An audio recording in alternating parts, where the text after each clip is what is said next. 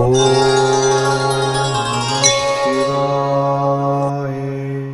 ஸ்ரீ குருப்யோ நமஹ. ஸ்பிரிச்சுவல் ஜோதிடம் நேயர்களுக்கு இனிய வணக்கங்கள். வணக்கம். துலாம் ராசி நண்பர்களே, இந்த வாரம் அப்படிங்கிறது 8ஆம் தேதியிலிருந்து 14ஆம் தேதி வரை உள்ள காலகட்டங்கள். சதய நட்சத்திரத்திலிருந்து ரோகிணி நட்சத்திரம் வரை செல்லக்கூடிய சந்திர பகவான் தொழிலுக்குரியவரானவர். இவர் அந்த தொழில் ஸ்தானத்திலே அங்கே குரு பகவான் உச்சமாக அமர்ந்து கொண்டிருக்கக்கூடிய இந்த காலகட்டம் உங்களுக்கு எப்படி இருக்குன்னு பார்க்க போகிறோம். உங்கள் ராசியை செவ்வாய் பார்த்து கொண்டிருக்கிறார். செவ்வாய் 7ஆம் பார்வையாய் பார்ப்பதனாலும் கலத்திரத்திலிருந்து பார்ப்பதனாலும் மனதிலே சில கலக்கங்கள் உண்டாகும். சரியாக தான் போயிட்டுருக்குமா, கூட்டு தொழிலாம் நல்லா இருக்குதா, நம்ம போயிட்டுருக்கிற பாதை சரியாக இருக்கா, எது நாள் வரைக்கும் குரு நம்மளை காவந்து பண்ணிகிட்டு இருந்தாங்க, இனிமேல் யாரும் இல்லையே அப்படிங்கிற மாதிரி சின்ன கலக்கங்களை கொடுக்கக்கூடிய சூழ்நிலை ஆரம்பத்திலே இருக்கும்.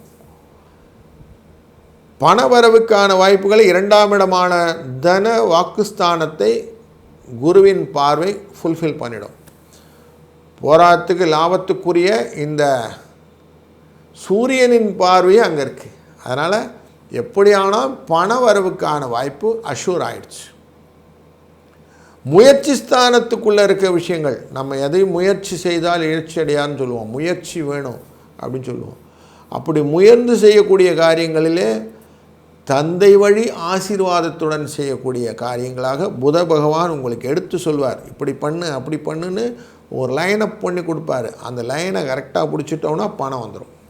அப்போ பணம் வரும்.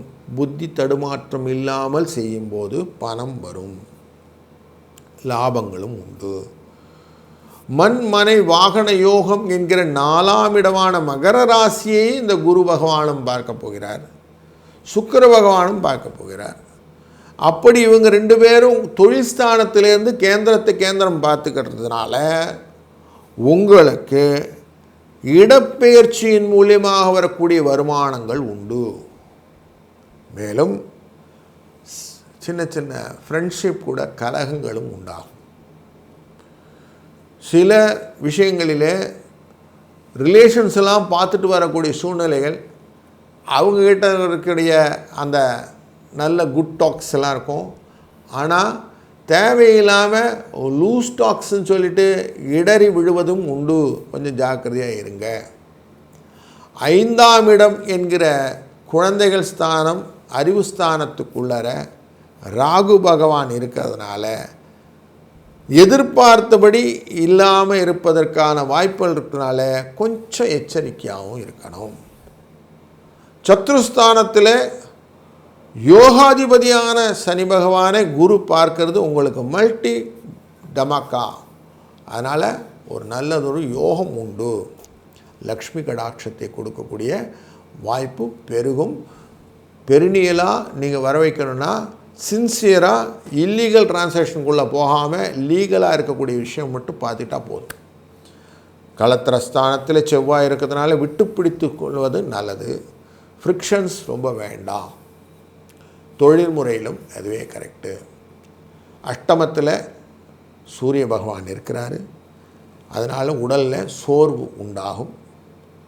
9ஆம் இடமான பூர்வ புண்ணியஸ்தானத்தில் அமரக்கூடிய புத பகவானாலே நல்லதொரு ஆபரண சேர்க்கைகள் வருவதற்கான வாய்ப்புகள் இருக்கிறனால வீட்டில் நல்ல நிகழ்வுகள் எல்லாம் உண்டு. தொழிலும் நல்லபடியாக முன்னேற்றமாக இருப்பதும், பயணங்களும் அலைச்சலும் இருந்தாலும் லாபங்கள் கொடுக்கக்கூடிய நல்ல வாரத்தில் இருக்கிறோம். 7-2 என்ற அதிர்ஷ்ட எண் துணை நிற்கும். வணக்கம். விருச்சிக ராசி நண்பர்களே, 8ஆம் தேதியிலிருந்து 14ஆம் தேதி வரை உள்ள காலகட்டங்களிலே சதய நட்சத்திரத்திலிருந்து ரோகிணி நட்சத்திரம் வரை சந்திர பகவான் செல்ல இருக்கிறார். பூர்வ புண்ணியஸ்தானத்துக்குரிய இந்த சந்திர பகவானின் செயல் உச்சம் என்கிற ஸ்தானம் வரை செல்வதும், உங்கள் ராசியை சந்திரனின் இடமான கடகராசியிலிருந்து உச்சம் பெற்ற குரு பார்ப்பதும் சிறந்தது. இந்த வாரத்தில் கூடுதல் சிறப்பு இந்த தான். உங்கள் ராசியை 2 பேர் பார்க்க போகிறாங்க. முதல்ல உங்கள் ராசியை சூரியனும் குருவும் பார்த்துக்கிட்டு இருக்கிறாங்க. சூரியன் பார்க்கறதுனால எப்படி இருக்குது, நன்மைகள் உண்டாகும். 7ஆம் இடத்திலிருந்து பார்வை அலைச்சலை கொடுக்கும். 7ஆம் இடத்திலிருந்து சூரியனின் பார்வை மனதிலே ஏதோ ஒரு இடத்துல விட்டுட்டோமேன்னு ஒரு கவலையும் கொடுக்கும். இதே 9ஆம் இடத்திலிருந்து இருக்கக்கூடிய குருவின் பார்வை நல்ல ஆரோக்கியத்தை கொடுக்கும், லாபத்தை கொடுக்கும். 2ஆம் இடம் குடும்ப தன வாக்குஸ்தானத்தை புத பகவான் பார்க்க போகிறார். புதன் பகவானின் பார்வையினாலே குடும்பத்தில் சுபிட்சங்கள் பெருகும், நன்மைகள் உண்டாகும். அதுவும் அஷ்டமத்திலேருந்து வரும்போது கொஞ்சம் சரியாக செய்கிறோமான்னு அப்பப்போ செக் பண்ணிக்க சொல்லும். முயற்சி ஸ்தானத்தை சுக்கிரனும் குருவும் சேர்ந்து அமர்ந்து பார்க்க போகிறார்கள். 3ஆம் இடத்தை பார்க்கறதுனால தன லாபம், நல்ல விருத்தி, எதையும் செஞ்சுட்டா நல்லாயிருக்கும் அப்படின்னு தேவை. மண் மனை வாகன யோகத்தை ராகு ஆக்குபை பண்ணுறார். தேவையில்லாமல் வார்த்தையை கட்டுப்படுத்தாதனால் வரக்கூடிய விவகாரங்கள் நிறைய உண்டு. அதெல்லாம் கொஞ்சம் ஜாக்கிரதையாக இருக்கணும். எல்லார் மேலேயும் பாசத்தோடு இருக்கலாம், பகட்டோடு இருக்கலாம், விரோதத்தோடு இருக்கக்கூடாது. 5ஆம் இடம் சனி பகவான் அமர்ந்திருக்கிறார், குருவினால் பார்க்கப்படுகிறார். அதனால் குழந்தைகள் விஷயத்தில் கொஞ்சம் சந்தோஷமாக இருக்கலாம், சில இடத்துல எச்சரிக்கையாக இருக்கணும். லாபங்களை கொடுக்கக்கூடிய சூழ்நிலை இருந்தாலும் கொஞ்சம் கேர்ஃபுல்லாக விட்டு பிடிச்சாலே நல்லாயிருக்கும். சத்ருஸ்தானத்தில் செவ்வாய் ஆட்சியிலே அமர்ந்து இருக்கிறார். செவ்வாய் ஆட்சியிலே அமர்வது லாபத்தை கொடுப்பதாக அமைகிறது, வெற்றிகள் உண்டாகும். கலத்திரஸ்தானத்திலே சூரிய பகவான் உங்களுக்கு அலைச்சலை கொடுப்பார். அஷ்டமத்திலே புத பகவான் உங்களுக்கு மரணத்து வியாகுலத்தை கொடுப்பார். பூர்வ புண்ணியஸ்தானத்தில் இருக்கக்கூடிய குரு மற்றும் சுக்கிரன் லாபத்தை கொடுக்கக்கூடியதும் ஆடை ஆபரண சேர்க்கைகள் கொடுக்கக்கூடியதாகவும் அமைகிறது. 10ஆம் இடமான தொழில் ஸ்தானத்திலே அமரக்கூடிய கேது பகவான் மனதிலே பயத்தை கொடுக்கக்கூடியதாகவும், லாபஸ்தானத்தை பார்க்கக்கூடிய சனி பகவானால் தன லாபமும், விரயஸ்தானத்தை பார்க்கக்கூடிய செவ்வாயினால் ஆரோக்கிய குறைபாடு, அதனால் செலவுகளும் உண்டாகும்.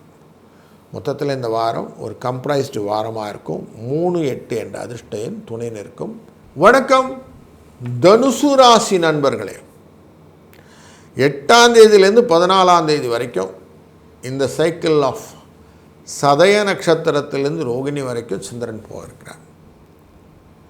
ரோகிணியிலே உச்சம் பெற போகிறார். கடகராசிக்குள்ளே குரு உச்சம் பெற்றிருக்கிறார் அஷ்டமத்தில்.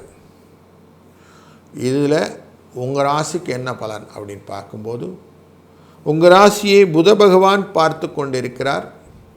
புதன் 7ஆம் இடத்திலிருந்து பார்ப்பதனாலே கலத்திர யோகம் அப்படின்னு உண்டு. நல்ல ஒரு வீட்டில் அமைதியாக இருக்கும், நிம்மதி கிடைக்கும், லாபம் உண்டு. 2ஆம் இடம் என்கிற தன வாக்குஸ்தானத்தில் குருவின் பார்வையும் சுக்கிரனின் பார்வையும் இருக்கிறதுனாலே பொருள் வரவுக்கான வாய்ப்புகளும் லக்ஷ்மி கடாட்சமும் உண்டு. அதனால் நல்லதொரு வருமான வளர்ச்சிகளை காணலாம். 3ஆம் இடமான முயற்சி ஸ்தானத்திலே ராகு பகவான் இருப்பதும் லாபத்தை கொடுப்பதனாலே இந்த வாரம் நல்ல சமிருத்தியாக பண வரவுக்கு வாய்ப்புகள் உண்டு. 4ஆம் இடமான மண் மனை வாகன யோகம் என்கிற இடத்திலே சனி பகவான் அமர குருவினால் பார்க்கப்படுவதனாலே நல்லதொரு விஷயங்களை கரெக்டாக கம்யூனிகேட் பண்ணி பாராட்டை பெறக்கூடிய சூழ்நிலையும், சுமூகமான செய்திகளும் உங்களை சேரக்கூடிய வாய்ப்புகளும், பயணங்கள் அனுகூலமாக இருக்கக்கூடிய சூழ்நிலையும் உங்களுக்கு உண்டு.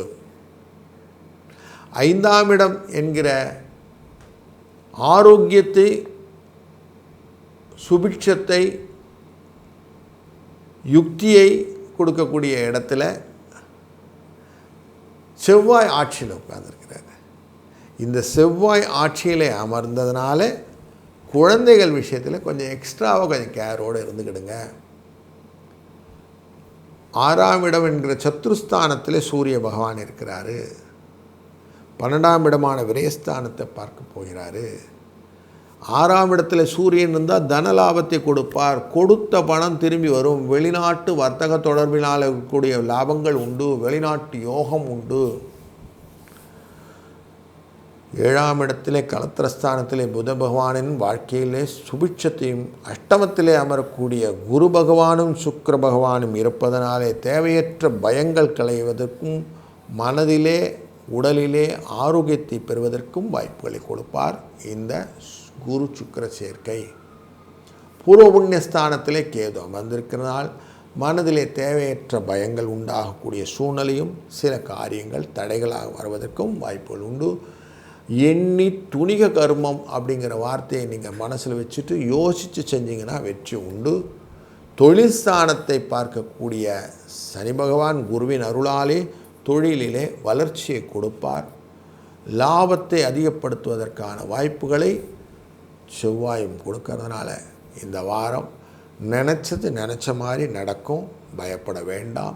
2, 3 என்ற அதிர்ஷ்ட எண்ணும் துணை நிற்கும். இந்த வாரத்திலே 8ஆம் தேதியிலிருந்து 14ஆம் தேதி வரைக்குள்ள காலகட்டங்களில் 8ஆம் தேதி அன்னைக்கு காலாஷ்டமி, 11ஆம் தேதி அன்னைக்கு ஜீவவார ஏகாதசி, 12ஆம் தேதி அன்னைக்கு பிரதோஷம், 14ஆம் தேதி சர்வ அமாவாசை. இந்த 4 நாளுமே ரொம்ப முக்கியமான நாள். காலாஷ்டமி எதுக்கு? என்னுடைய கஷ்டங்கள் எல்லாம் நிவர்த்தி ஆக வேண்டும். யார் எதிரிகள் இருந்தால் என்னை எதிரிகள் இருந்து காப்பாற்றணும். கடன்லேருந்து வெளியில் வரணும். இதற்கான பர்ஃபெக்ட் டே இந்த கால பைரவ அஷ்டமி அன்றைக்கி. கால பைரவரை வணங்குவதனாலே வெற்றிகளும் நிச்சயம் உண்டு. 11ஆம் தேதி ஜீவ வார ஏகாதசி. அப்படின்னா நான் ஆத்ம சுத்தி, மனதிலே நல்ல தெம்பாக இருக்கலாம். புண்ணியங்களை சம்பாதித்து கொள்வதற்கான வழிகளை இந்த ஜீவவார ஏகாதசி விரதம் இருப்பதனாலே நமக்கு பெற்றுக்கொள்ளலாம். நல்ல விரதம் இருந்து சாயங்காலம் நல்ல துளசி மாலையை சுவாமிக்கு அர்ப்பணம் பண்ணி அவற்றை எல்லா விதமான நன்மைகளும் பெற்றுக்கொள்ளக்கூடிய ஒரு நல்ல வரப்பிரசாதமான நாள். மறுநாள் 12ஆம் தேதி அன்று பிரதோஷம். ஆலகால விஷத்தை தன்னுள் கண்டத்திலேயே நிறுத்தி நம்மளை உய்வித்தவன் அந்த சிவபெருமான். அப்படிப்பட்டவனுக்கு இந்த பிரதோஷ நேரத்திலே அபிஷேக ஆராதனை பொருட்களை எல்லாம் வாங்கி கொடுத்து அனைத்து விதமான தோஷங்களிலிருந்து நிவர்த்தியாக வேண்டும் என்று வேண்டிக்கொள்ள வெற்றிகளும் நமக்கு அவசியம் அது சேரும். 14ஆம் தேதி அமாவாசை. அமாவாசை திதி தர்ப்பணங்கள் எல்லாம் செய்துவிட்டு ஒரு மத்தியானம் வேளையில், நண்பகல் வேலை 11:20 12:20 வரை அந்த காலகட்டங்களிலே அபிஜித் முகூர்த்தம் அப்படின்னு சொல்லுவோம். அந்த முகூர்த்த வேளையில் நம்மளால் முடிந்த தான தர்மங்களை செய்து பூர்வ புண்ணியத்தை நம்ம சம்பாதித்து கொள்வோமானால் வெற்றிகள், இந்த தலைக்கு தலைப்பாகையோட போதுன்னு வாங்களே, அப்படிப்பட்ட வெற்றிகளை நமக்கு ஒருங்கிணைத்து தரக்கூடிய காலகட்டம் இந்த அமாவாசை. அதனால் அதையும் விடக்கூடாது. அன்றைக்கி ரோகிணியில் சந்திர பகவான் உச்சம் வேற போகிறார். அப்போது மனதில் என்னெல்லாம் நினச்சிருக்கோமோ எல்லாத்தையும் முன்னோர்களின் ஆசீர்வாதத்தினால் பெறக்கூடிய நல்லது ஒரு நாள் இந்த சர்வ அமாவாசை. இதையும் பயன்படுத்தி கொள்வோம். வாழ்க வளத்துடன்.